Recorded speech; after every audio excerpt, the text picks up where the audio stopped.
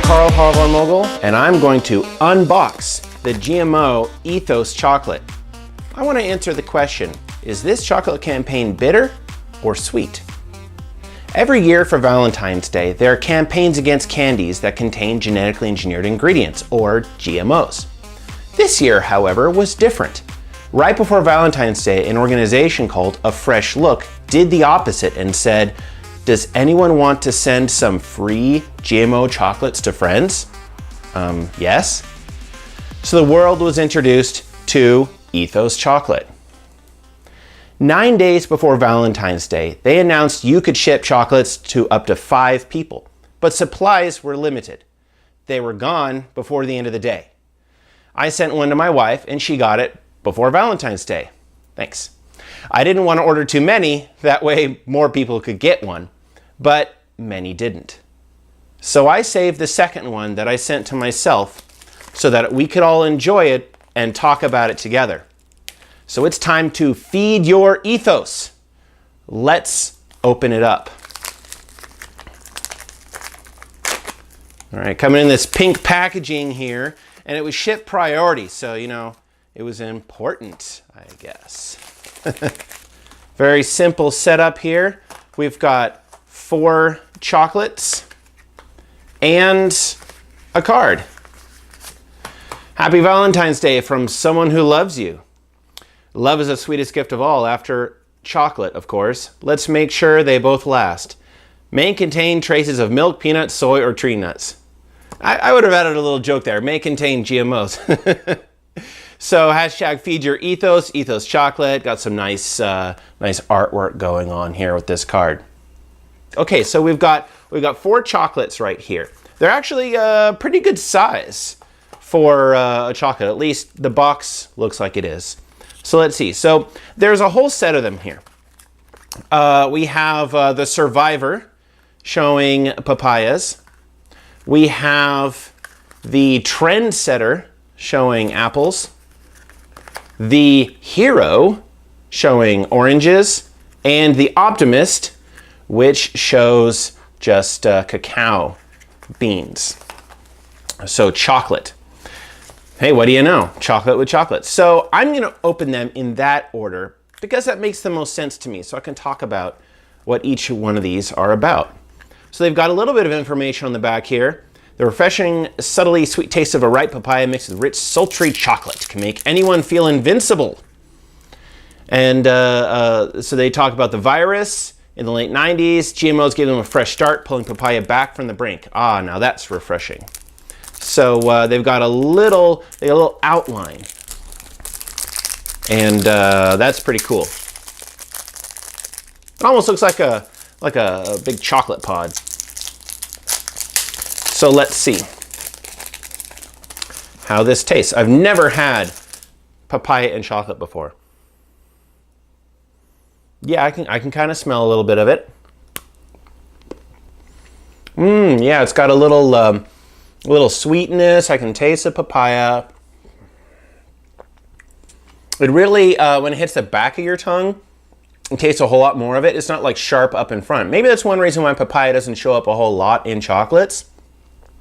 But it's subtle and it's good. So let's set the Survivor down here. Let's go to the Trendsetter, the apple. So they're talking about the Arctic apple.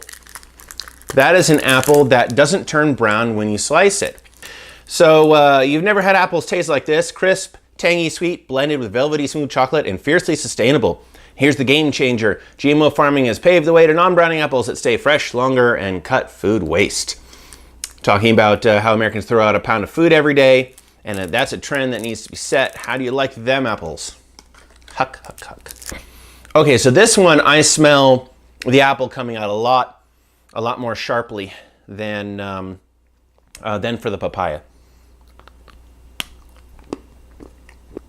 Yeah, that's good. So it's not quite like, you know, like a sour green apple, although I'm tasting a little bit like that. It's got a range of apple flavor. Like, I can't pin it down to a particular variety. Yeah, it's like right on the front of my tongue. It's very sweet. It's good. I like the addition of the apple flavor there. Okay, now let's go on to the hero. They're talking about oranges. So this is something that I follow very closely.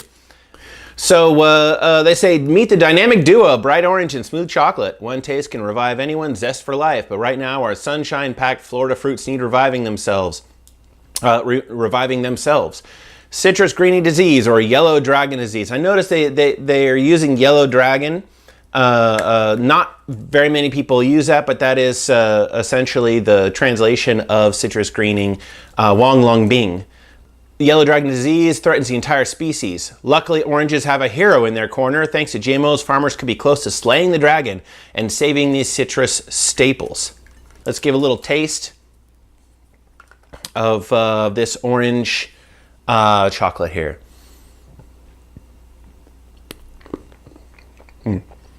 Of course, orange and chocolate go very well together. I might have bumped the orange flavor up a bit more, or maybe done something with a little bit of peel in there. Might have been interesting, but this is good. That is a solid chocolate. So speaking of solid chocolate, they've got one more, the Optimist. So this is interesting. They're actually talking about climate change in this Ethos Chocolate campaign, because climate change is affecting agriculture all around the world. But it caught some people's attention when they realized that it was affecting chocolate production.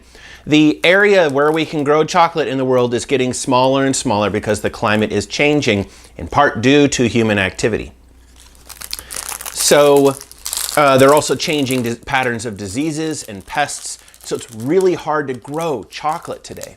So they're talking about the Optimist here, of course, because they're optimistic that maybe biotechnology could help us keep chocolate around.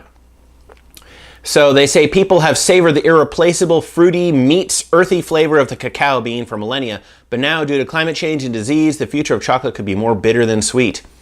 Fortunately, we're optimists. We know GMO farming can protect cacao trees like the ones in the Dominican Republic that made this very bar. So cheer up, chocolate is here to stay.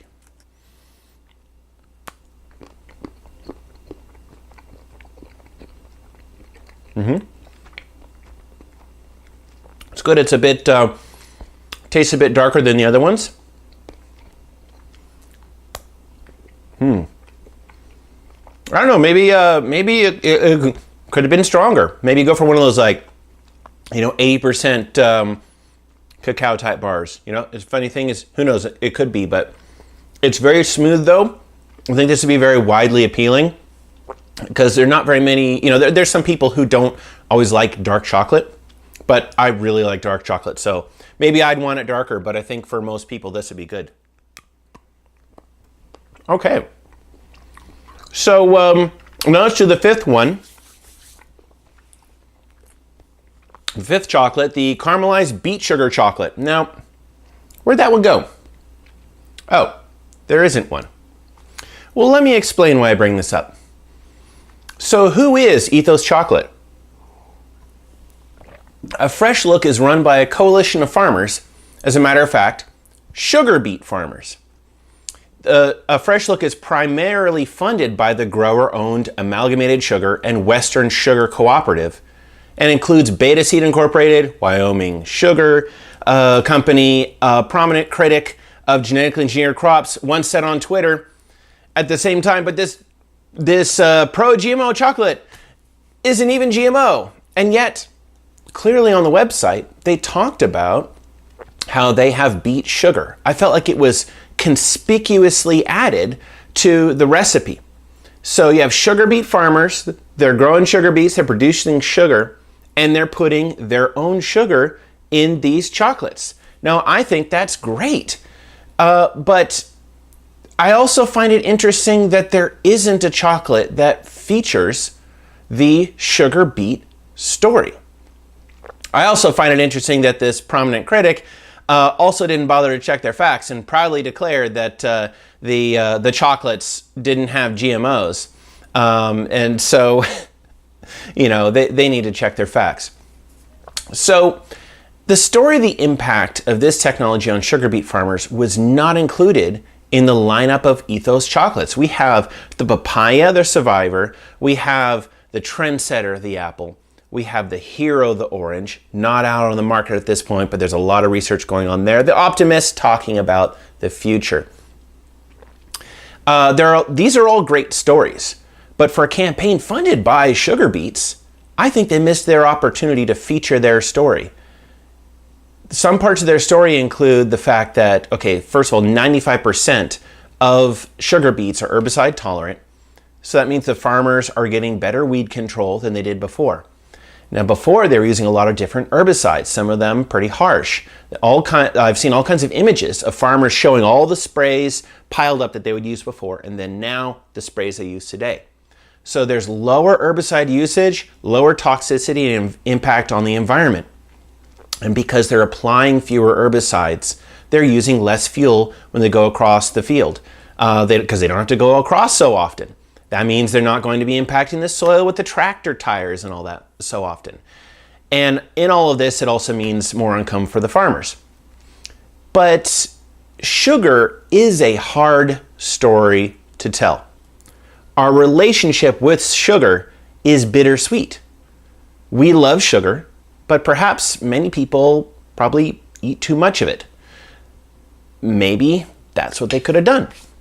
Make a chocolate that does something interesting with the sugar, like maybe some, solid caramelized granules, some crystals on there that bring the sugar out and make you taste it, and you can see how good it tastes and what you can do with it, feel the texture, but then put them in like a bittersweet chocolate that doesn't have very much sugar overall. So perhaps if they were to do this campaign again, I've heard talk about including other kinds of stories in there.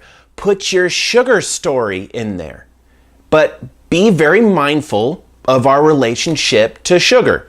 Everybody loves candy, so you can use candy to appeal to everybody. You can use it as a way to start a conversation, but don't just talk about everybody else's stories. Talk about your own. Okay, so overall, I think this Ethos chocolate is great. I love how the chocolates each told a different story, different aspects of what's going on with biotechnology in food crops. But I'd like them to tell more stories. Again, tell your own story.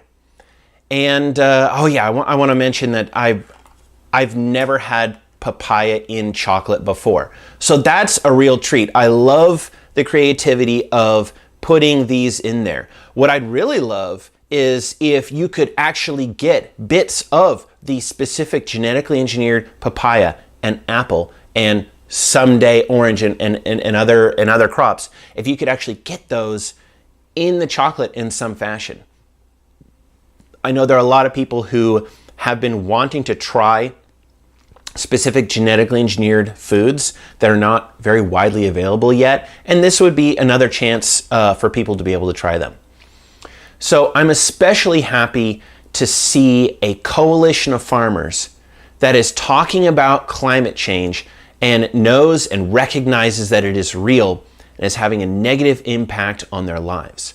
That is a kind of leadership I really like to see that cuts across political lines. You see a lot of farmers who, based upon their political perspectives, maybe don't think that climate change is real because of the sharp political polarization there is on that topic.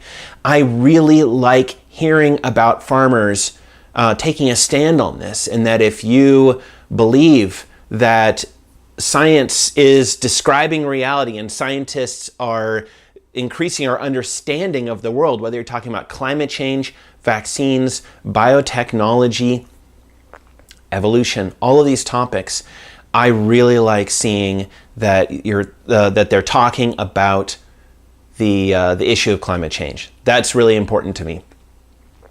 So let me see, what else can I talk about? There's the artwork. I really like the artwork. It is superb. On their website, they had a lot of really nice animations. It was very attractive. And I just want to say, you know, science is inspiring, but it is so much more inspiring when it includes great art. So I really like the attention they pay to that. So bitter or sweet? I would say sweet, and but it could be a little sweeter in the future. So I think it was a great campaign. I'd like to see a fresh look do it again and better. So that's about all I got for you here. This was fun. I hope you enjoyed it as well, and I hope it got you thinking. But now it's almost 8 a.m. here.